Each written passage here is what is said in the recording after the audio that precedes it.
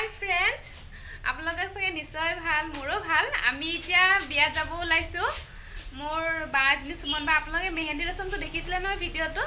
তো সেই বাজনীৰ বিয়াত যাই আছো আপোনালোক দেখুৱাই থাকিম বিয়াটো আপোনালোকে চাই থাকিব আমি আহি গলো এতিয়া বিয়া খাবলৈ আপোনালোক দেখুৱাই থাকিম বিয়াখন